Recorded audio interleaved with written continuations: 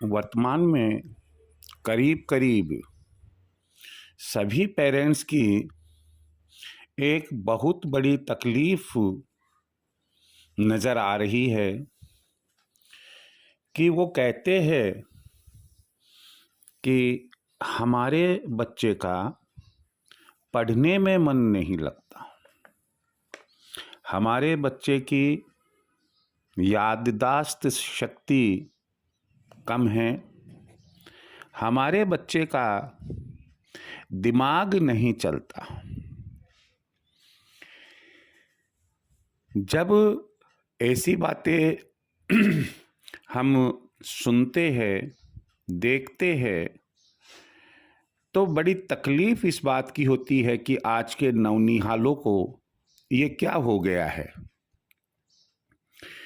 उनकी जो याददाश्त शक्ति है, स्मरण शक्ति है, दिमागी शक्ति है, वो कहाँ चली गई है। मैं मीडिया की तरफ नहीं जा रहा कि मोबाइल या टीवी इसमें नेगेटिव रोल अदा कर रहा है। नकारात्मक सोच की बजाय हम सकारात्मक सोच की तरफ ध्यान देंगे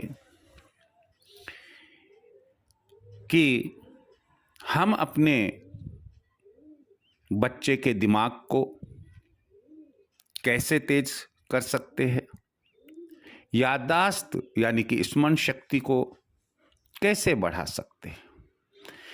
उसके पहले आप अपने आप से ये पूछे, क्या वास्तव में हम अपने बच्चे की याददाश्त बढ़ाना चाहते हैं?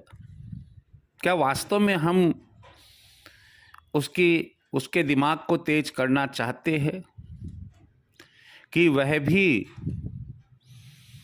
वर्ल्ड मैप पर अन्य कॉम्पिटिटर्स के साथ में कोई बढ़िया रैंक लाकर दिखाए हमें?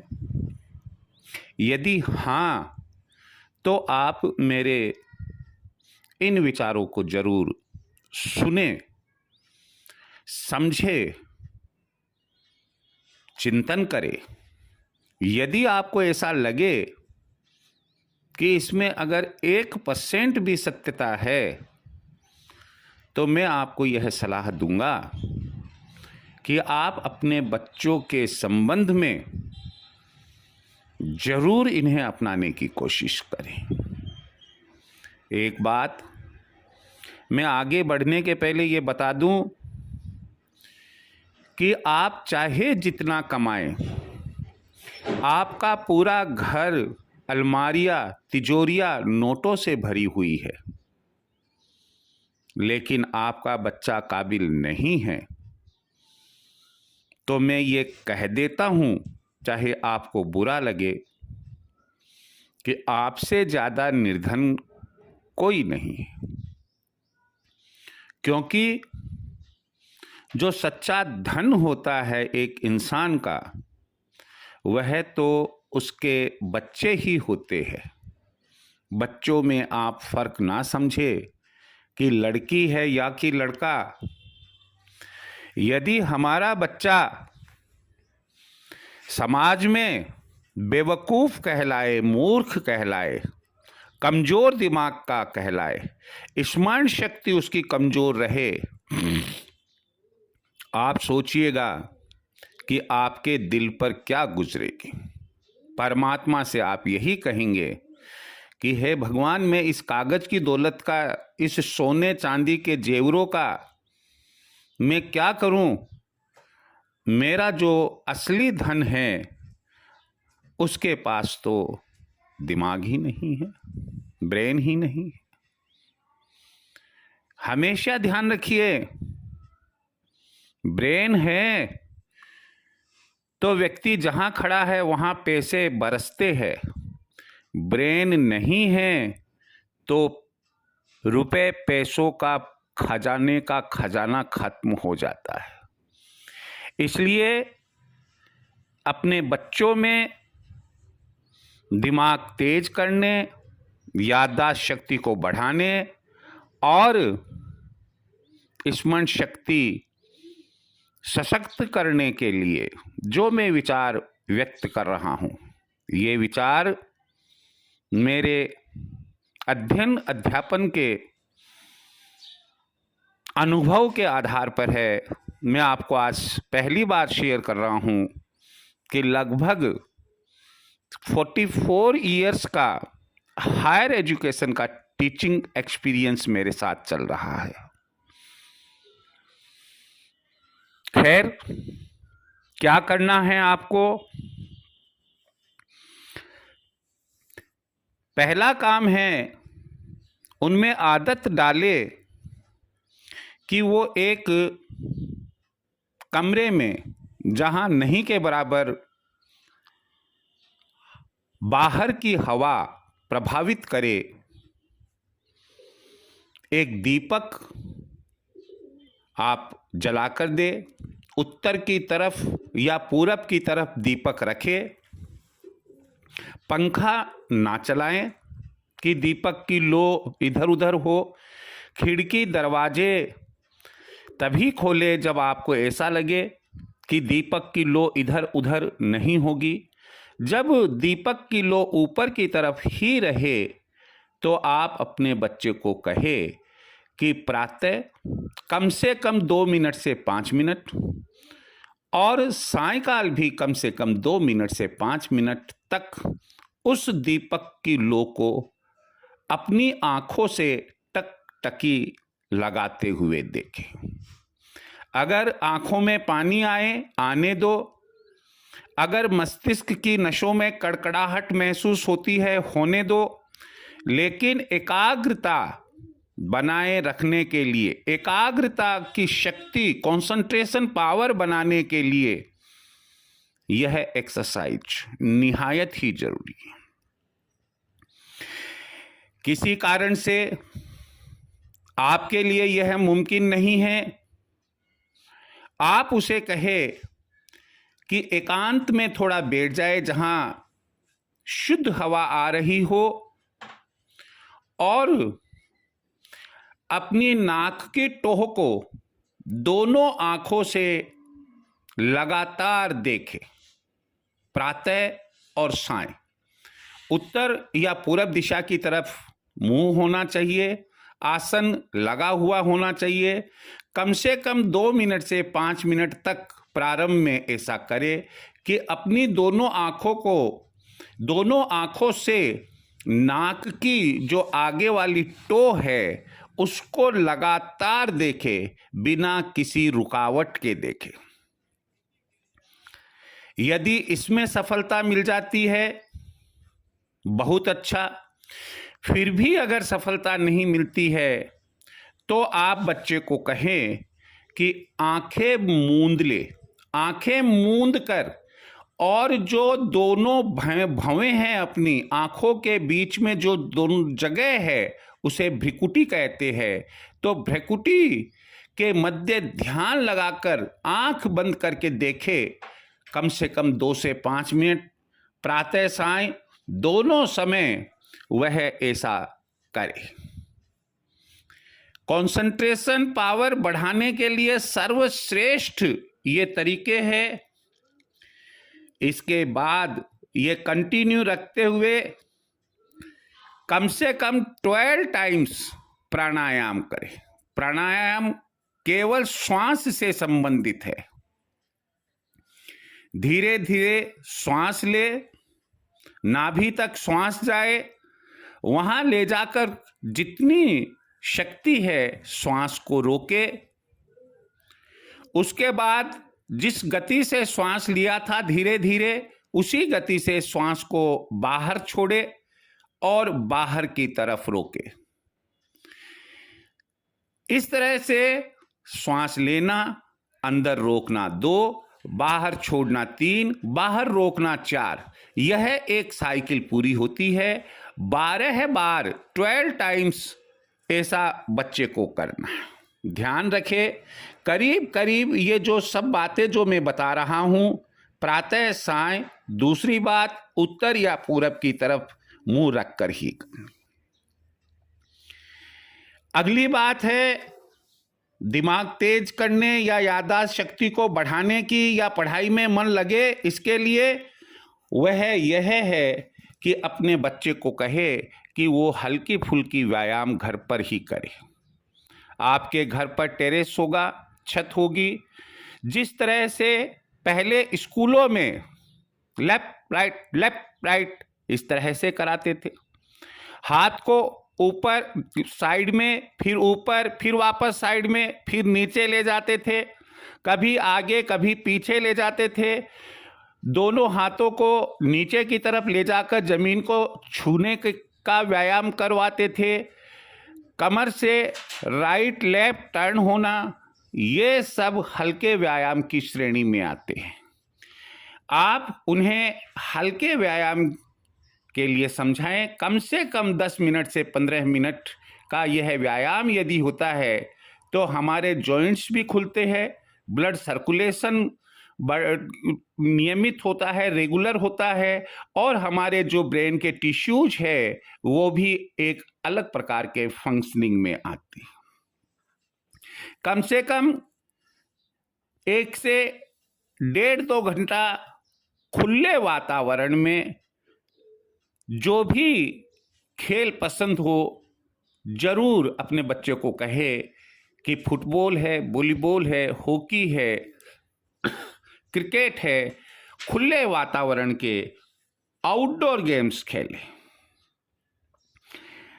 अगली जो बात ध्यान रखने की है, बच्चे को कहे आप कि अपने कार्यों का एक निश्चित टाइम टेबल तय करें। कितनी बजे उठना है, कितनी बजे तक स्नान ध्यान करके तैयार होना है, कब नाश्ता करना है, कितनी बजे से कितनी बजे तक स्टडी करनी है। सबसे महत्वपूर्ण बात यहाँ पर स्टडी पर हम फोकस करेंगे कि अपना टाइम टेबल बनाएं कि मुझे मैथ्स कितनी देर पढ़नी है, इंग्लिश कितनी देर पढ़नी है, science, social studies, economics, Hindi, English जो भी है वो कितनी कितनी देर पढ़नी है, उसका अपना एक शेड्यूल, एक टाइम टेबल बनाएं और उसी के अनुसार चलिए।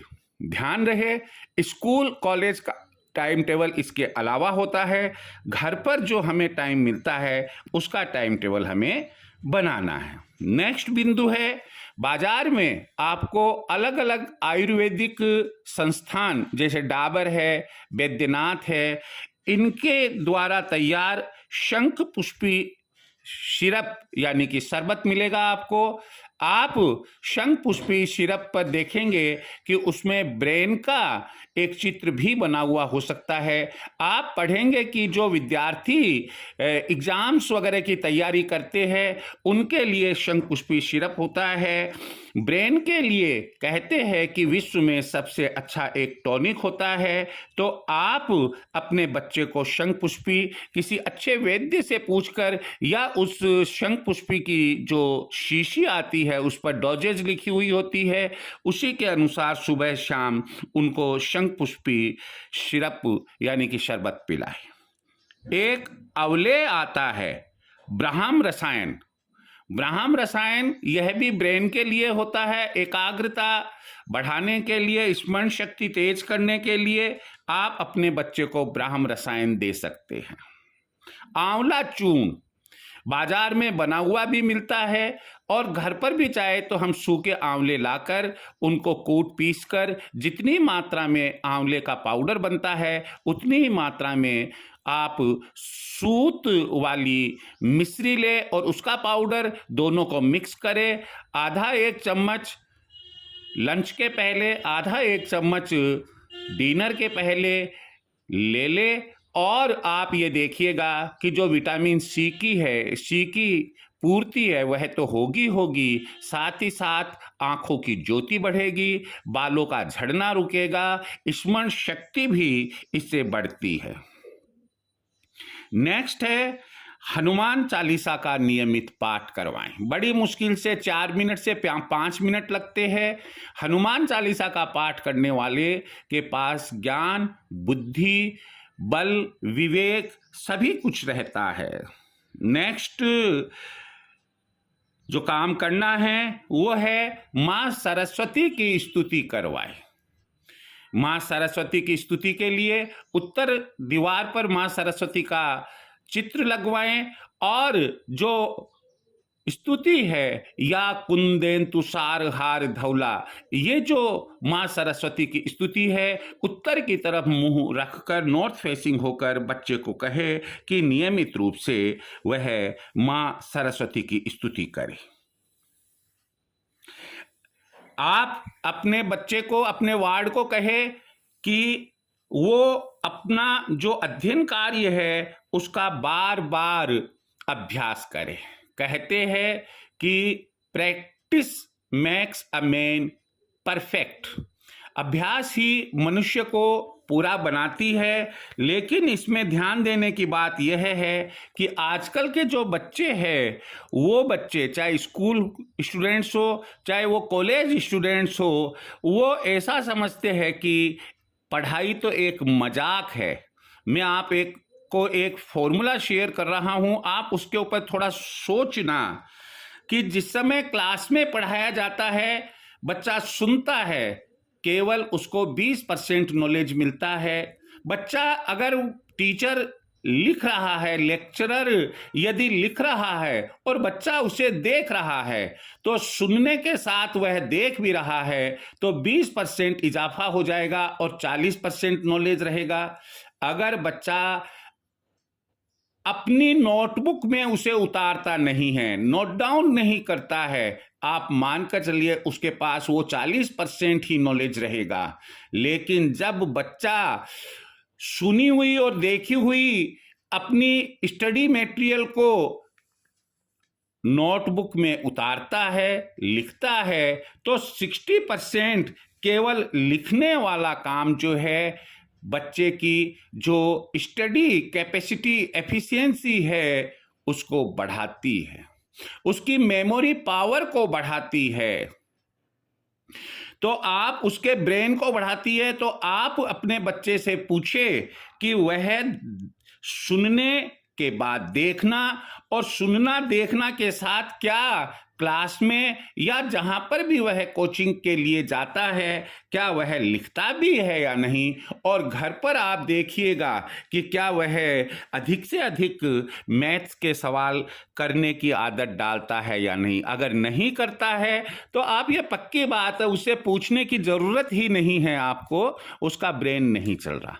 जो मैथ्स के साथ युद्ध नहीं करता है या साइंस के अंदर जो फिजिक्स बायो केमिस्ट्री है इनके साथ युद्ध नहीं करता है, तो मानकर चलिएगा कि बच्चे का कोई ब्रेन नहीं चल रहा है, वह जस्ट केवल एक फॉर्मेलिटी के रूप में बैठा हुआ है पढ़ने के लिए। जब भी पढ़े, नेक्स्ट बिंदु है अपना, जब भी पढ़े उत्तर दिशा में मुंह रखकर अध्ययन करना चाहिए। जब भी पढ़ने के लिए बैठे, मैं आपको एक रामचरितमानस के लिए, रामचरितमानस से ली गई बात शेयर कर रहा हूं। गुरु गृह गए पढ़न रघुराई, अलप काल विद्या सब आई।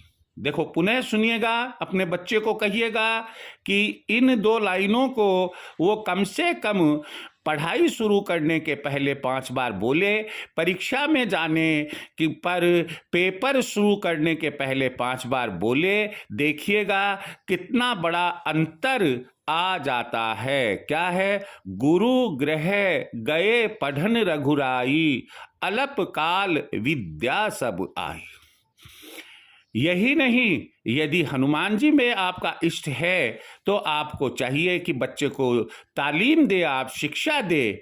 बुद्धिहीन तनु जानिके सुमिरो पवन कुमार, बल बुद्धि विद्या देहु मोहि, हरहु कलेश विकार। कम से कम 5 बार यह नित्य पढ़कर और उसके बाद अपना अध्ययन कार्य प्रारंभ करे। अगर परीक्षा में पेपर देने के लिए जा रहा है तो पेपर शुरू करने के पहले कम से कम 5 बार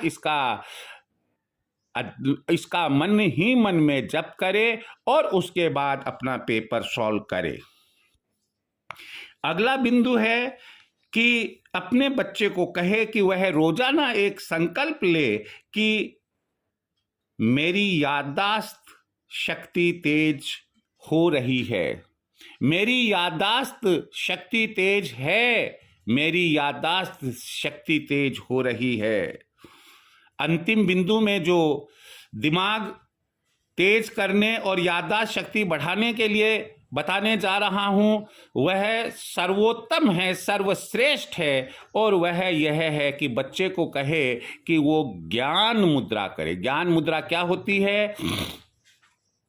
बच्चे को कहे अपना अंगूठा और अपनी तर्जनी अंगुली, इन दोनों के जो ऊपर वाले पैरवे हैं इनको मिलाए और आदत डाल ले कि जब जब उसको फुर्सत मिले वह इनको मिलाए रखे।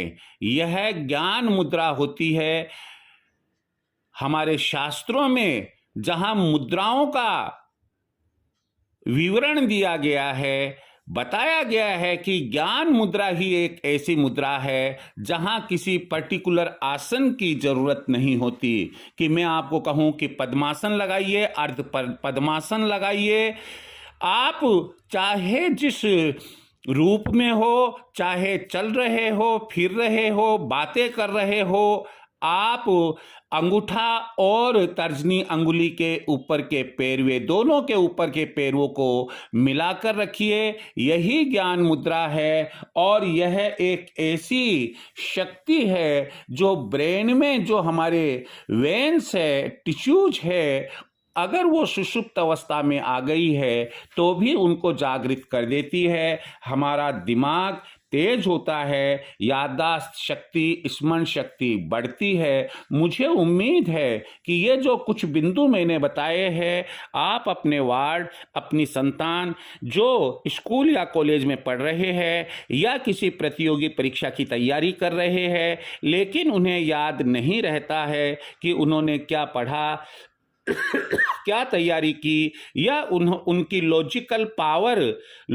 पावर तर्क शक्ति कमजोर है, आप इनमें से कुछ या अधिकतम, मैं तो यही कहूँगा कि अधिक से अधिक उपाय काम में ले।